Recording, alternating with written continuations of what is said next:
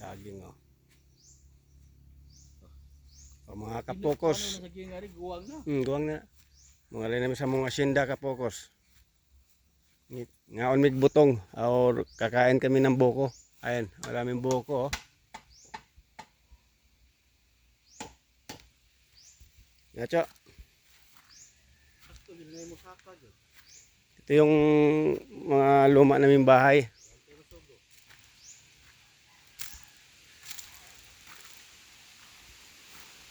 Mga dati naming asyenda. Bibisitahin ko para ngaon may kakain kami ng buko. Ito yung lutuan namin ng ano, kopra. Ito yung dati naming bahay na sinira ng Odette. Bagyong Odette. Ngayon naging kubo-kubo na lang yung natira. Wala na yung bahay. Hingal. Ayan o. Ito yung mga niyugan namin. Yung bahay namin ngayon, nandun niya sa ano, sa sentro. Wala na rito sa asyenda namin.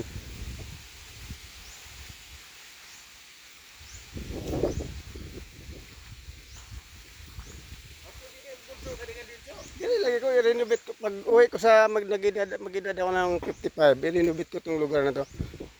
Tanong ta diri ah. Di mo kung pati-padal po na diha. Sa lawak na to, kahit isang batalyon kong tropa sa Manila, pwede ko isama rito. Ayan, ito yung ano namin na sinira ng bagyong Odette.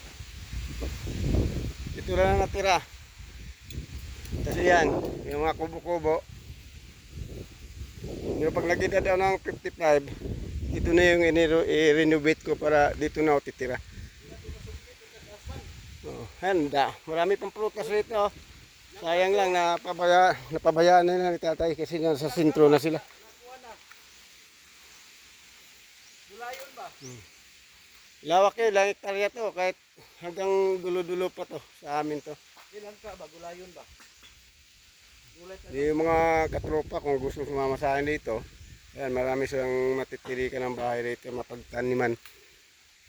Gusto nyo kumain ng buko, maraming bukuan dito. Marami pang langka dyan, Cho. Ayan, tawag dito, pumilo. Ayan, oh. May mga bunga pa. Oh. Ito, sayang, lalaki ng mga bunga ng langka, oh. Ayan pa, oh, napabayaan na lang kasi kung giputos pa na siya, di na siya kututon. yan, may malaki sa gitna, oh. Wa mo ginagkuande din yung way nag Wala nang caretaker ba? wala nang nag-asikaso yung lupa namin dito eh. Kapo dire po yan dito. Ito nga i-renovate ko pagka matapos na yung pag-aaral ng mga anak ko. Uuwi na ako, ito na yung i-renovate ko. Sa lawak ng lupain dito eh. Tanong ka dire mag-alagang mga hayop. Kahit isang batalyon pang Dito sa plano ni kaibigan ko sa Manila, pwedeng sumama rito. Eh, itong CR na, yung isang CR number 1, kasi 3 CR dito eh. Yan na lang natira. si Aram Birwan. Oh, itong CR number 2 sa kabila. Ayan oh. Sinira nga siya ng ano, bagyong Odette. Ito namang CR number 3. Dito. Kasi pag may mga bisita kami nung araw, hindi siya nag-aagawan sa CR. Ito, bumagsak. Binagsak na ng bagyong Odette itong bahay namin kaya nasa sentro na kami. Yan, daming mangga rito, maraming prutas. Ayan oh. Mga pinyahan yan oh. Hindi na naalagaan. Way bunga no. Malawak na pinyahan yan oh. Doon sa dulo may ano ba? Oh, puro pinya to lahat. Ayan oh. Talbotyo, magdala ka cho, magilaw ka. Oh. Pinyahan yan, malawak yung pinyahan na to. Hanggang dulo to. Kaso lang simple na pabayaan na. Puro Magsabaw ta, dala tag talbot.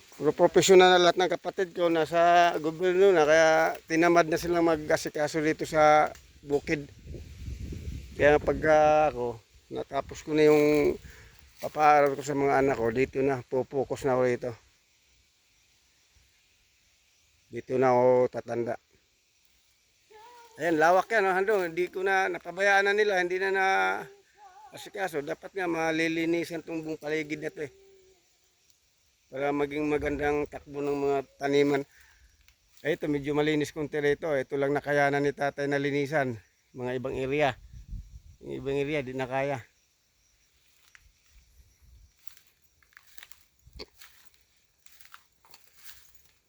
Ang kinaganda lang sa lugar dito, natatanaw namin yung buong paligid sa baba. Lahat ng kabahayan o mga dumadaan sa kalsada, sa highway. O yan, ang highway dito, yan o, ilang ano lang, yung nakita mo yung may yero sa baba, yan, highway na yan. Ito lang, yan. Lahat naman nakikita mo buong mga kubo namin ito. Mga kubo. Ito yung pinakasintro kasi sinira ng audit. Yan, kalsada na yung baba na yung kalsada. Natatanaw namin buong kalsada pag nalinisan lang yung buong paligid. Wala na kasing linis eh. O ngayon, nakita mo yung unahan na yan, yung kulay puti niyan, yan, dagat yan. Ayan. Matatanaw lang din namin yung dagat kahit mga barkong dumanda dyan, natatanaw. Nasa taas kasi ang area namin. Ayan po. Ayan mga kapukos, o yan. Yung nakikita mo lahat ng puti na nasa unahan, yan po yung dagat po lahat yan. Ayan o. Kaya pagkapuntahan natin yung dagat na yan, pag nakamotor tayo, 5 minutes lang.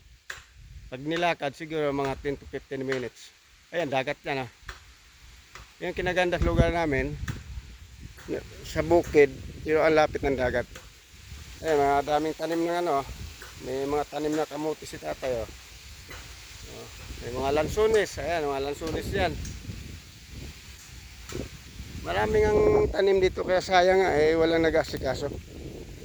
Kaya pagka nakauwi ako dito, itong asikasuhin ko.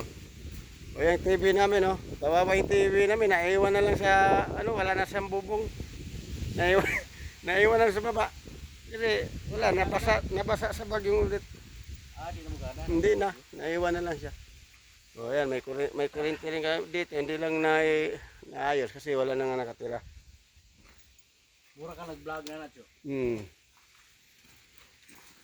O ito yung kubo, kahit paano, habang i-renovate ibang area, may matitirahan din naman ako eh. O ayan o. O. Kahit, may matitirahan pa din naman ako sa kubo na to. O. Diba? Hadlo kung sakal nga ni. Kahit matagal pa akong mag-renovate dito, eh kahit paano, may matitirahan ako. Ito yung likod sa mga kubo. O. Kababa na yan. Maraming prutas yan. Langka na naman yan. Ito, kaime ito.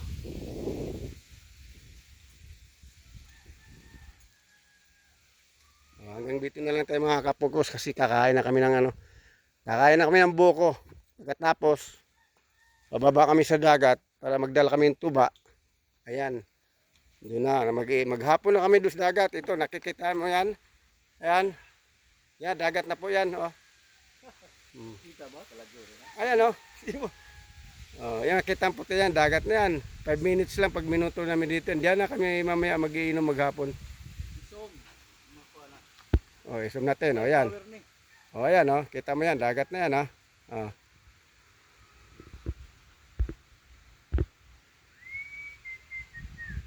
Oh, yan isang kubo pa namin sa baba oh. Oh, sige na mga kapokos.